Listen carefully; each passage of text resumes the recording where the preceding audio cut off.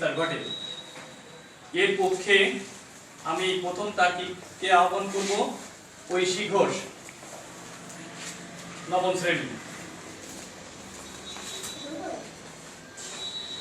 মাননীয় মডারেটর, বিজ্ঞ বিচারক মণ্ডলী, আমার বিপক্ষ দলের বন্ধুগণ ও এখানে উপস্থিত সকলকে জানাই আমার শুভেচ্ছা ও অভিনন্দন। আমি প্রথমেই ধন্যবাদ জানাতে চাই সেই মহান ব্যক্তিকে যিনি আজ এই বিতর্ক প্রতিযোগিতার আয়োজন করেছেন। আজ বিতর্ক প্রতিযোগিতার বিষয় মূল্যবোধ ও দেশপ্রেমের অভাবেই দুর্নীতির বিস্তার ঘটে। সঙ্গত কারণে আমার ও আমার পক্ষ দলের আজ পক্ষে অবস্থান। আমি প্রথমেই আমার দলের প্রথম বক্তা হিসেবে তথ্য উপস্থাপন, দ্বিতীয় বক্তা তথ্য বিশ্লেষণ এবং তৃতীয় বক্তা তথ্য যুক্তিকতার মাধ্যমে বুঝিয়ে দিয়ে যাবেন যে মূল্যবোধ এবং দেশপ্রেমের অভাবেই দুর্নীতির বিস্তার ঘটে। আমি প্রথমেই আমাদের বিষয়টিকে তিনটি ভাগে ভাগ করতে পারি। একটি মূল্যবোধ, অন্যটি দেশপ্রেম এবং আরেকটি হচ্ছে দুর্নীতি। মূল্যবোধ, নৈতিক মূল্যবোধ বলতে আমরা কি বুঝি? নৈতিক মূল্যবোধ হলো এমন একটি গুণ যা মানুষকে অন্যায়, খারাপ কাজ এবং অন্যায়ের বিরুদ্ধে প্রতিবাদ করতে খড়গহস্ত করে তোলে। নৈতিক মূল্যবোধ হলো আমাদের বিবেক, সবচেয়ে বড় আদর্শ। তাই নৈতিক মূল্যবোধই যে কোনো ধরনের দুর্নীতি দমনের মুখ্য বিষয়। আর দেশপ্রেম বলতে বোঝায় দেশের প্রতি গভীর মমতাবোধ ও ভালোবাসা। এই নৈতিক মূল্যবোধ ও দেশপ্রেমের সমন্বয়ে মানুষকে দুর্নীতি মুক্ত করে তোলে। মানুষ নিজেকে সৎ ও আদর্শ ব্যক্তি হিসেবে গড়ে তোলে। যে ব্যক্তির আত্মা মূল্যবোধ ও দেশপ্রেমে বহিয়ান, দুর্নীতি তাকে স্পর্শ করতে পারে না। ন্যায় নীতি বিসর্জন দিয়ে এবং নিয়ম বহির্ভূত সব ধরনের কাজকর্ম, আচার ব্যবহার, কথাবার্তা এবং জাগতিক লোক ক্ষমতায় বশবর্তী হয়ে বিদ্যাবসনা চরিতার্থ করার অবৈধ আয় উপার্জন করাকে দুর্নীতি বলে। অপকর্মে টাকা কামানো, যেমন সুদ, ঘুষ, চুরি, ডাকাতি, প্রতারণা, সন্ত্রাস, চাঁদাবাজি, কালোবাজারি, ক্ষমতার অপব্যবহার সহ বিভিন্ন ধরনের অবৈধ প্রক্রিয়ায় সম্পদ আহরণই হলো দুর্নীতি। দুর্নীতিবাদীরা অর্জিত ক্ষমতার অপব্যবহার করে নিজের বা গোষ্ঠীগত রক্ষা করে থাকে। দুর্নীতির ইংরেজি শব্দ কারাপশন। এই শব্দটি ল্যাটিন ক্রিয়া কারাপ্টাস থেকে এসেছে। উইকিপিডিয়া অনুসারে দর্শন, ধর্মশাস্ত্র অথবা নৈতিকতার আলোকে দুর্নীতি হলো আধ্যাত্মিক ও নৈতিক অবক্ষয় অথবা দুর্নীতি আদর্শ থেকে বিচ্যুতি। দুর্নীতি হচ্ছে অনর্থিত আয় পেতে আইন ও বিধিস্বীকৃত পন্থা অনুষ্ঠিত হয়নি। সহজ কথায় অন্যায়কে প্রশ্রয় দেওয়া, ক্ষমতার অপব্যবহার, দায়িত্বে অবহেলা, নিজের কাছে নীতিগ্রস্ত হয়ে কাজ করাই হলো দুর্নীতি। অন্যায়ের কাছে নীতি পরাজয় এবং অর্থের কাছে বিবেকের পরাজয় হলো দুর্নীতি। দুর্নীতি সত্যের ভিত্তি।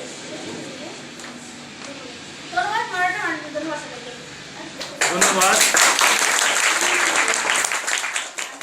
এবার বিপক্ষের প্রথম তার্কিক। এবার আমি আহ্বান জানাচ্ছি বিপক্ষ দলের প্রথম তার্কিক। আজকের বিতর্ক অনুষ্ঠানে মাননীয় সভাপতি, বিজ্ঞ বিচারক মণ্ডলী, উপস্থিত শিক্ষকবৃন্দ ও আমার প্রিয় বন্ধু ছাত্রছাত্রীদের আমার শীতের শুভেচ্ছা।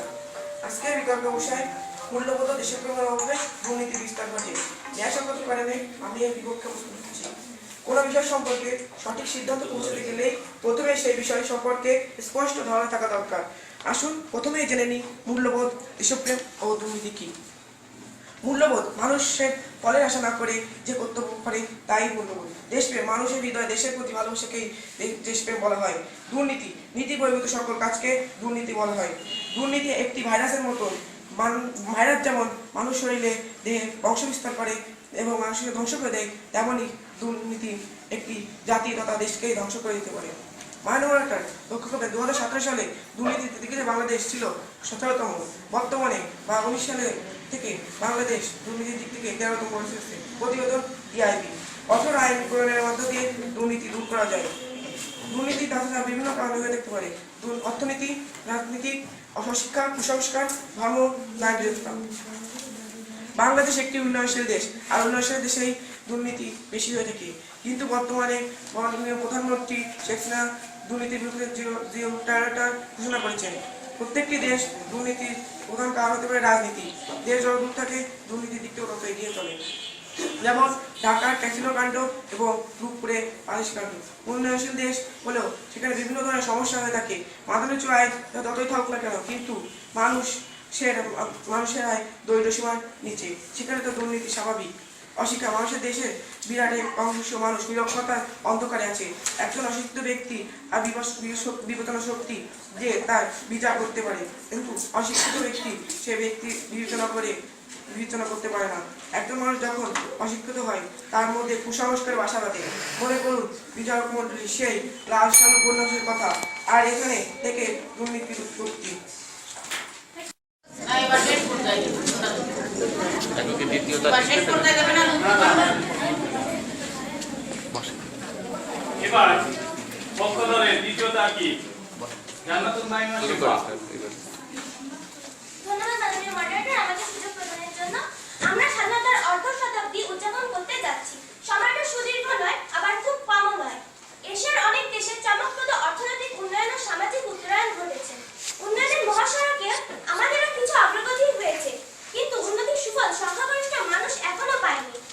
প্রখ্যাত অর্থনীতিবিদ ও সমাজবিদ চিন্তাবিদ ডক্টর রেহমান সোবহানের মতে মুক্তিযুদ্ধের সময় সবার জন্য সমতা ভিত্তিক যে সমাজ গড়ার প্রতিশ্রুতি ছিল সেটা আজও বাস্তবায়িত হয়নি। এর কারণ হচ্ছে দুর্নীতি, আর দুর্নীতির পেছনেই রয়েছে নৈতিক মূল্যবোধ ও দেশপ্রেমের অভাব।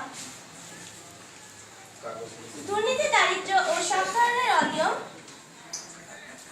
ও অবিচার বাড়ায় এবং উন্নয়নকে ব্যাহত করে। দুর্নীতি দারিদ্রিক গণতান্ত্রিক মূল্যবোধ ও কল্যাণকর প্রাতিষ্ঠানিক ভিত্তিকে ধ্বংসের দিকে ঠেলে দেয়। অর্থনৈতিক ও সামাজিক বৈষম্য বাড়ায়। বাংলাদেশের দুর্নীতির বোঝা মাথাপিছু আয়ের হিসাবে বিত্তশালী জনগোষ্ঠীর তুলনায় নিম্ন আয়ের জনগণকেই বলতে হয়। প্রকল্প ব্যয় বাড়ানোর অন্যতম কারণ দুর্নীতি। মানুষের মধ্যে যদি নৈতিক মূল্যবোধ ও দেশপ্রেম জাগ্রত থাকতো তাহলে 46 বছরের ইতিহাস আজ অন্যভাবে লেখা হতো।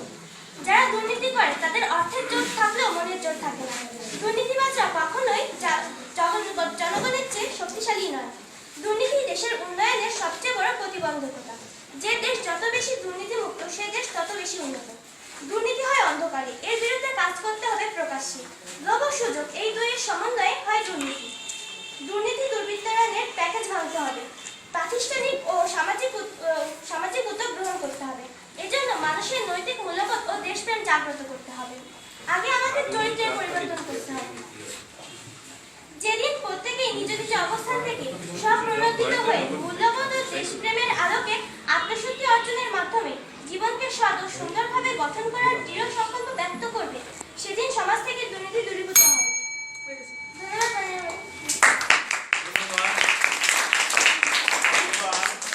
বিপক্ষ দলের দ্বিতীয় তার্কিক নিচে রাখবা, ঠিক আছে? কাগজটা নিচে রাখবা। অনন্যা, হাতে ধরে নিবা না, নিচে রাখবা, টেবিলের মধ্যে। আজকের এই বিতর্ক প্রতিযোগিতায় উপস্থিত মাননীয় মডারেটর, বিজ্ঞ বিচারক মণ্ডলী, আমার পক্ষ থেকে বিপক্ষের তর্কিত বন্ধুগণ এবং যারা এই অনুষ্ঠান শুনছেন ও দেখছেন তাদের সবাইকে জানাচ্ছি শীতের সকালে শিশির ভেজা একগুচ্ছ গোলাপের শুভেচ্ছা। আজকের এই বিতর্ক প্রতিযোগিতায় তার বিষয় নির্ধারণ করা হয়েছে মূল্যবোধ ও দেশপ্রেমের অভাবেই দুর্নীতির বিস্তার ঘটে। আমিও আমার দল বিষয়টির বিপক্ষে অবস্থান করছি। আমার দলের প্রথম বক্তা বিষয়টিকে সুস্পষ্টভাবে সংজ্ঞায়িত করে গেছেন। আমি আমার দলের দ্বিতীয় বক্তা হিসেবে বিষয়টির পক্ষে বিশ্লেষণ তথ্য উপাত্তদের বিশ্লেষণ করে যাব। আমার দলের তৃতীয় বক্তা অর্থাৎ দলনেতা যুক্তি প্রয়োগ করে বিষয়টি প্রমাণ করে দিয়ে যাবেন যে মূল্যবোধ ও দেশপ্রেমের অভাবে দুর্নীতি বিস্তার ঘটে। মাননীয় মডারেটর, লক্ষ্য করুন আমাদের দেশের অনেক মানুষই এখনো দারিদ্র সীমার নিচে বসবাস করে। এমন মানুষও আছেন যারা ঠিকমতো 3 বেলা খেতে পারেন না। তারা এই সকল মানুষ দুর্নীতি করে পেটেই যায়, মূল্যবোধ ও দেশপ্রেমের অভাবে না। মাননীয় মডারেটর, লক্ষ্য করুন আমাদের দেশে প্রতি বছর বেকারের সংখ্যা বেড়ে যাচ্ছে। এই বেকার জনগোষ্ঠী বেশিরভাগ হচ্ছে ছেলেরা। একটা পরিবারের ভরণ পোষণে আমাদের দেশে তথাকথিত নিয়ম অনুযায়ী একটা পরিবারের ভরণ পোষণের দায়িত্ব একটা ছেলেকেই নিতে হয়। যদিও এখন মেয়েরাও পরিবারের দায়িত্ব তুলে নিচ্ছে। একটা ছেলেকে পরিবারের দায়িত্ব কাজে তুলে নেওয়ার জন্য দরকার অর্থনৈতিকভাবে স্বাবলম্বী হওয়া, তার জন্য প্রয়োজন চাকরি। বর্তমানে আমাদের দেশে চাকরির জন্য মোটা অঙ্কের ঘুষ দেওয়া লাগে, যা দিনের আলোর মতো সত্য। একটা ছেলে বা মেয়ে মাথার উপরে যখন পরিবারের দায়িত্ব এসে পড়ে তখন সে বাধ্য হয়ে ঘুষ দিয়ে অর্থাৎ দুর্নীতি করে চাকরিটি দিতে বাধ্য হয়। লক্ষ্য করুন মাননীয় মডারেটর, একটা ছেলে বা মেয়ের মাঝে মূল্যবোধ ও দেশপ্রেম থাকা সত্ত্বেও তাকে চাপে করে দুর্নীতির আশ্রয় নিতে হচ্ছে। তাই এখানে প্রমাণিত হয় মূল্যবোধ ও দেশপ্রেমের অভাবে দুর্নীতির বিস্তার ঘটে না। মাননীয় মডারেটর, বলা হয়ে থাকে একতার বল। আমাদের সারা দেশে অনেক লোক দুর্নীতি বিরোধী লোক রয়েছে, ছড়িয়ে ছিটিয়ে আছেন যারা দুর্নীতির পুরো বিপক্ষে। কিন্তু আমাদের সকলের মাঝে একতা নেই। এই একতা বিষয়টি অনেক গুরুত্বপূর্ণ। এই একতা, ধন্যবাদ মাননীয় মডারেটর, ধন্যবাদ সবাইকে। বিপক্ষ দলের দ্বিতীয় তার্কিককে এবার আমি পক্ষ দলের দলনেতা অনন্যা শাহকে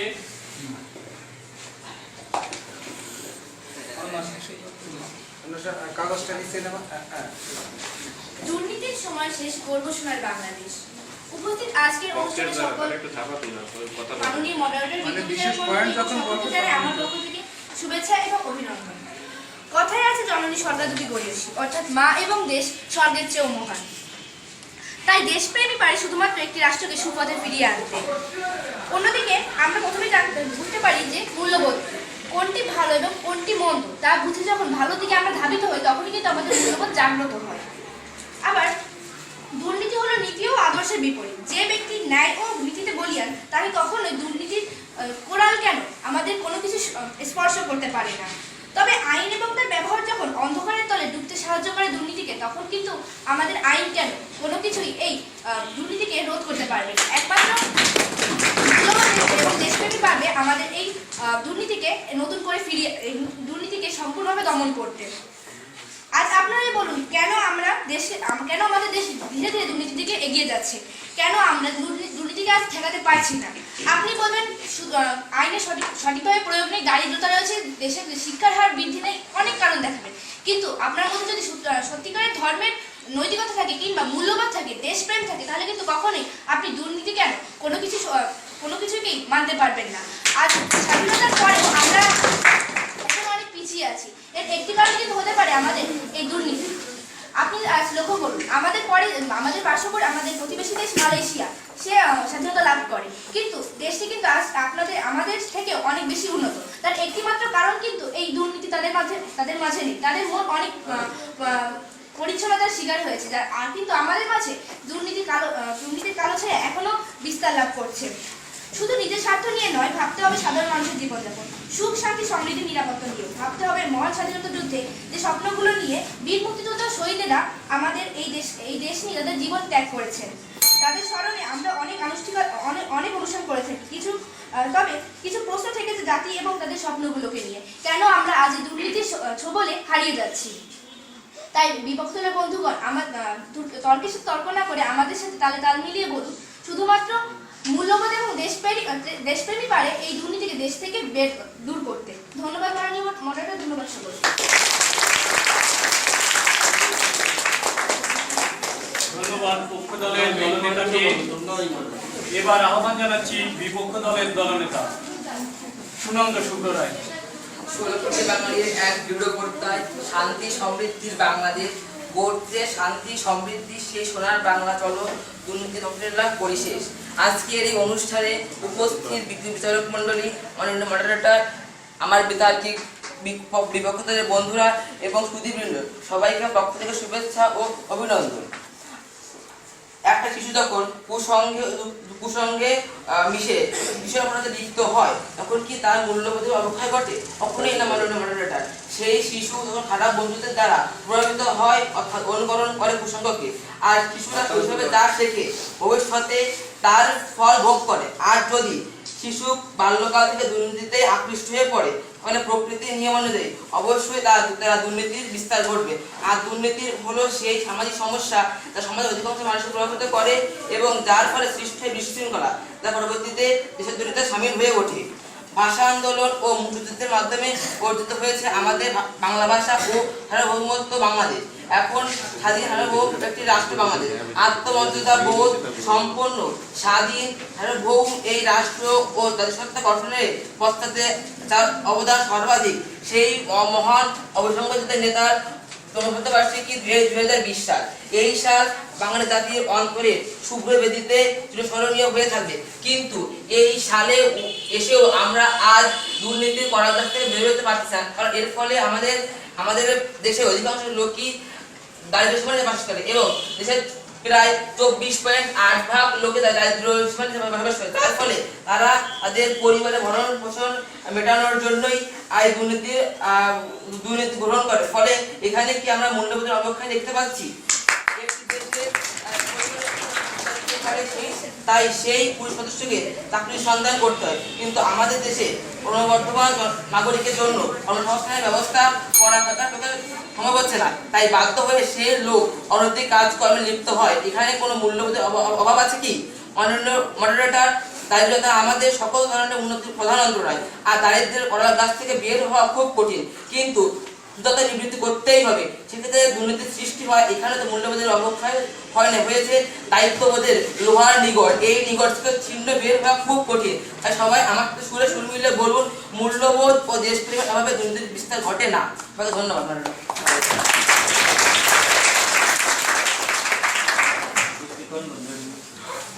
ধন্যবাদ। উভয় দলই অত্যন্ত যুক্তিতর্ক দিয়ে, তাদের বিচার বিশ্লেষণ দিয়ে আমাদের যুক্তি উপস্থাপন করলেন। এবার যুক্তি খণ্ডনে সময় পাবে 1.5 মিনিট। প্রত্যেক দল পক্ষে একজন 1.5 মিনিট করে সময় পাবে। প্রথমে দলনেতা দুই পক্ষের দলনেতা দেখুন। প্রথমে পক্ষ দলের দলনেতাকে আমি অনুরোধ জানাচ্ছি যুক্তি খণ্ডনের জন্য। মাননীয় আশা। ধন্যবাদ মাননীয় মডারেটর, আমাকে আবার যুক্তিখণ্ডন পর্বে কিছু বলার সুযোগ করে দেওয়ার জন্য। আমার প্রথমেই বলতে চাই আমার বিপক্ষ দলের বন্ধুগণের কিছু কথা যেগুলো আমার এখনো মাথায় ঘুরপাক খাচ্ছে। যারা কোন যুক্তিতে এই কথাগুলো বলে গেলে সেটা আমার মাথায় এখনো ঢুকছে না। তারা প্রথমত বলেন কুসঙ্গের কারণে নাকি আমাদের দেশে দুর্নীতি বেশি হয়, কিন্তু কুসঙ্গ হয় কোথা থেকে? নিশ্চয় মূল্যবোধের অবক্ষয় থেকে কিন্তু আমাদের কুসঙ্গ হয়ে যায়। দারিদ্রতা, মানুষ দারিদ্রতা থেকে নাকি দুর্নীতি করে, ঠিক আছে বুঝলাম, কিন্তু তাহলে আমাদের স্বাধীনতা যুদ্ধে যখন মানুষ যুদ্ধে অংশগ্রহণ করে তখন কি তারা সবাই বড়লোক ছিল? তারা সবাই কি শিক্ষিত ছিলেন? অবশ্যই ছিলেন না। তাদের মধ্যে সবাই ছিলেন সাধারণ মানুষজন। তারাই কিন্তু পরবর্তীতে দেশকে স্বাধীনতার মাধ্যমে যুদ্ধ করেছেন। তারা কি চাইলে পারতেন না আমাদের রাজাকার বাহিনীর সাথে যুক্ত হয়ে দেশকে অন্য পথে নিয়ে যেতে? পারতেন না দুর্নীতি করে সকল অস্ত্র নিজেদের হাতে নিয়ে নিতে? তারা করেননি। তারা দেশকে ভালোবাসে, সুতরাং দেশপ্রেম এবং তাদের মূল্যবোধ থেকে কিন্তু তারা আজকে এই সুন্দর বাংলাদেশ আমাদের উপহার দিয়েছে। এবার সাথে দুর্নীতির ছোঁয়া নিয়ে। আজ আমাদের দুর্নীতির ছোঁয়া লেগেছে সর্বক্ষেত্রে। চুরি, ঘুষ, দুর্নীতির সকল ক্ষেত্রে আজ প্রসার ঘটেছে। আর্থিক ব্যাংকেও কিন্তু আমাদের আজ এই সকল ক্ষেত্রে দুর্নীতির প্রভাব রয়েছে। আজ রাস্তায় যদি কেউ মারা যায় তখন কিন্তু আমরা এই নৈতিক মূল্যবোধ অবক্ষয় কিন্তু তাকে কিন্তু বাঁচাতে যাই না। এখানে আপনার দারিদ্রতা কিংবা শিক্ষিতের কারণ এই কারণগুলো আসে না। এক্ষেত্রে দুর্নীতি কিন্তু আমাদের কাছে ব্যাপক হারে ফেলতে পারে না। আবার পুকুরনার সাগর চুরি, সমাজ, রাজনীতি, প্রশাসন, পুলিশ, শিক্ষা সকল কিছুতে আমাদের দুর্নীতির প্রভাব। এর একমাত্র কারণ শিক্ষার হার না। এখানে আপনারা কি বলতেন? শিক্ষিত জনগোষ্ঠী দুর্নীতিতে জড়ায় না? অবশ্যই জড়ায়। তাদের মধ্যে নৈতিক মূল্যবোধ নেই, তারা সঠিকভাবে পড়াশোনার মান বোঝেনি, তারা পড়াশোনার মূল্য বোঝেনি বলে কিন্তু আজ এই দুর্নীতির মধ্যে জড়িয়ে পড়েছে। দ্য ওয়ার্ল্ড ইকোনমিক ফোরামের সেভার সার্ভে 2016 থেকে 19-এর মধ্যে দুর্নীতি বাংলাদেশের সবচেয়ে বড় সমস্যা। আর এই বড় সমস্যাকে দূর করতে গেলে আমাদের প্রথমেই আমাদের দেশপ্রেম জাগ্রত হতে হবে। 1971 সালের সেই মুক্তিযুদ্ধের চেতনাকে আমাদের নিজেদের বুকে ধারণ করতে হবে এবং সর্বোপরি এই মুজিব বর্ষে নতুন প্রত্যয় নিয়ে আমাদের জীবন নতুন করে সাজাতে হবে। ধন্যবাদ।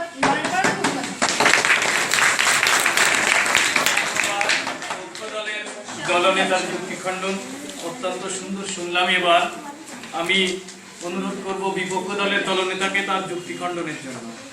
1971 সালের মহান মুক্তিযুদ্ধে বঙ্গবন্ধু তার দৃঢ় প্রত্যয় এবং তার বজ্র কণ্ঠে সেই ভাষণের দ্বারা প্রভাবিত হয়ে বাংলার জনগণ এই স্বাধীনতার স্বাদ ভোগ করছে। তারা পেয়েছে স্বাধীন সার্বভৌম দেশ, কিন্তু এখানেই থেমে থাকছে যে বাংলার স্বাধীনতার সুফল। আমাদের দেখেছি 1975 সালে 15ই আগস্ট বঙ্গবন্ধু হত্যাকাণ্ডের মাধ্যমে জিয়াউর রহমান যে ক্ষমতা ব্যবহার করে সেখানে কিন্তু নৈতিক মূল্যবোধ অবক্ষয় করে, সেখানে হয়েছে শুধু ক্ষমতা লাভের এক দৃঢ় প্রয়াস, যার ফলে আজ বাংলাদেশ সেই 1975 সাল থেকে 1990 সাল পর্যন্ত যে গণতন্ত্রের যে বিকৃতি ঘটে সেখানে কিন্তু নৈতিক মূল্যবোধের কোনো অবক্ষয় হয়নি, সেখানে শুধু হয়েছে ক্ষমতা লাভের যে প্রয়াস, যার ফলে বাংলাদেশ আজ দুর্নীতিতে বিশ্বের মধ্যে এখন 13তম অবস্থান করতেছে। এখানে কি বলতে পারবেন নৈতিক মূল্যবোধের অবক্ষয় ঘটেছে না ক্ষমতা লাভের দৃঢ় প্রয়াস ছিল? এখানে আমি বলে দিতে চাচ্ছি মডারেটরের মাধ্যমে। এবং আমরা দেখতে পাচ্ছি শিক্ষা, দারিদ্রতা থেকে কেউ বোঝাতে পারবে, কোন দিকে পারবে না। এর জন্য আমাদের দরকার হচ্ছে আমাদের নৈতিক মূল্যবোধের সৃষ্টি হতে, কিন্তু কখনোই সেই নৈতিক মূল্যবোধ সৃষ্টি হবে না, কারণ দারিদ্রতার পড়ালেখা থেকে বেরোরা খুবই কঠিন। এবং বাংলাদেশের প্রায় 24.8% লোকই যেখানে তাদের বসবাস করে, সেখান থেকে কিভাবে আমরা বেরিয়ে আসবো? শিক্ষা আমাদের দেশের শিক্ষা খুবই জঘন্য এবং এর মাধ্যমে আমরা আমাদের সেই বাস্তবভাবে প্রয়োগ করতে পারছি না, আমাদের শিক্ষাটা গ্রহণ করতেছে। এর ফলে আমরা নৈতিক মূল্যবোধে অবক্ষয় করতে। এখানে কি কখনোই কি আমাদের দেশপ্রেমের অভাব ঘটছে বা মূল্যবোধের অভাব ঘটছে? আমি তো বুঝতে পারছি না মডারেটর। ধন্যবাদ সবাইকে মডারেটর। মূল্যবোধ ও দেশপ্রেমের অভাবের জন্য আজকের বিতর্কের যে বিষয়টা ছিল আসলে খুবই জটিল বিষয়। তো মূল্যবোধ দেশে অনেক দুর্নীতির বিস্তার ঘটে। আসলে বিস্তার আরো অন্যান্যভাবেও ঘটতে পারে, তবে এটা যে বাস্তব সত্য মূল্যবোধ দেশে অনেক দুর্নীতি ঘটে এটা তো মিথ্যে কথা না। অতএব বিপক্ষে বক্তব্য দেওয়াটা খুব কঠিন ব্যাপার ছিল। তারপরেও আমাদের বিতার্কিক যারা ছিল বিপক্ষে খুবই সুন্দর যুক্তি উপস্থাপন করেছে তারা। তো যাই হোক, প্রত্যেকটা প্রতিযোগিতায় হার জিত আছে। যারা আজকে বিজয়ী হবে তাদের অভিনন্দন, আর যারা আজকে বিজয়ী হতে পারেনি আগামী দিনে তারা বিজয়ী হবে সেই আশাবাদ ব্যক্ত করি এবং ভবিষ্যৎ শুভ কামনা করে প্রতিযোগিতার সফলতা তোমাদের পরেই নির্ভর করবে।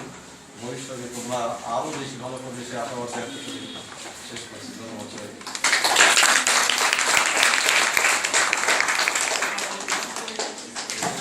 আমরা উভয় দলের বিতার্কিকদের ধন্যবাদ জানাচ্ছি তাদের সুন্দর বক্তব্য উপস্থাপনের জন্য। ফলাফল আমাদের হাতে চলে এসেছে। তো আজকে যারা ব্যর্থ হবে তাদের নিরাশ হওয়ার কিছু নেই, তারা ভবিষ্যতে আরো ভালো শিখবে। তারা অত্যন্ত বিচক্ষণতা দিয়ে তারা তর্ক করেছে। তবে আজকের বিজয়ী দল পক্ষের দল, যে আজকে যে রচনা বিষয়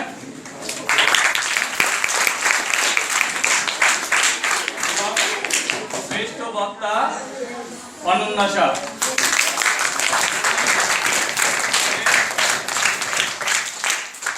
দ্বিতীয় স্থানে আছে জান্নাতুল মাহিমা শেফা পক্ষ দলে, তৃতীয় স্থানে তো আমরা আমাদের ফলাফল পেয়ে গেলাম। এর সাথে আজকের বিতর্ক প্রতিযোগিতা এখানে সমাপ্তি ঘোষণা করছি। সবাইকে ধন্যবাদ।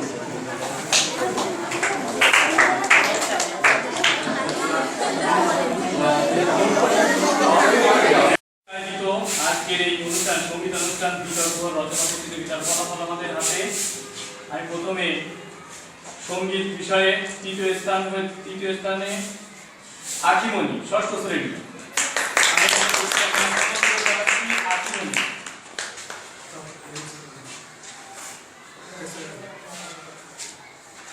দ্বিতীয় স্থান রূপন দাস, সপ্তম শ্রেণী। এরপরে সঙ্গীতে সপ্তম শ্রেণী তনুশ্রী মণ্ডল।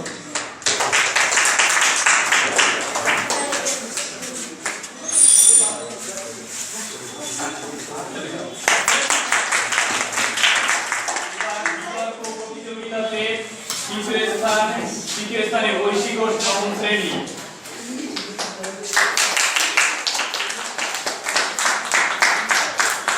দ্বিতীয় স্থান জান্নাতুল মাহিমা শেফা, নবম শ্রেণী।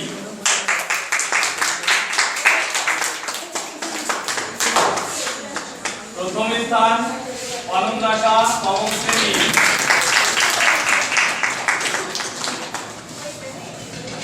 এবার রচনা প্রতিযোগিতার ফলাফল। তৃতীয় স্থান অধিকার করেছে অনন্যা শাহ, নবম শ্রেণী। তৃতীয় স্থান অনন্যা শাহ।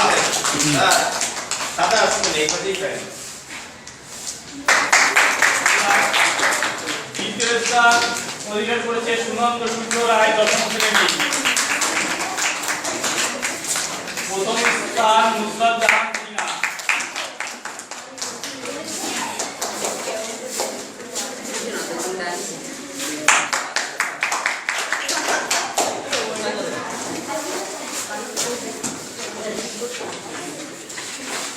এরই সাথে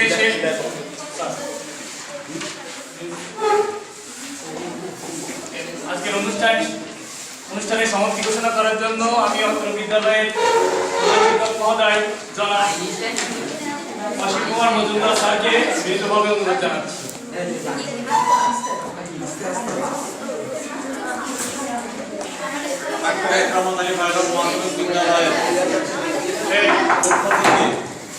স্বপ্ন সংঘ আয়োজিত আজকের এই অনুষ্ঠান সফলভাবে সম্পন্ন করার জন্য আমি সকল অংশগ্রহণকারী এবং পরিচালকদের আমার পক্ষ থেকে শুভেচ্ছা এবং অভিনন্দন জানাচ্ছি। তো সবার এই অনুষ্ঠান সবার সহযোগিতা এবং সবার প্রচেষ্টায় সুন্দর হয়েছে এবং আগামীতে যেন অনুষ্ঠান আরও ভালো সুন্দরভাবে হয়। তোমাদের আজকের যে অভিজ্ঞতা আগামী দিনে কাজে লাগায় আরও সুন্দরভাবে প্রতিযোগিতায় অংশ নেওয়া সেটি আশা করি। সবাইকে ধন্যবাদ জানাই। আজকের মতো এই অনুষ্ঠান সমাপ্তি ঘোষণা করছি।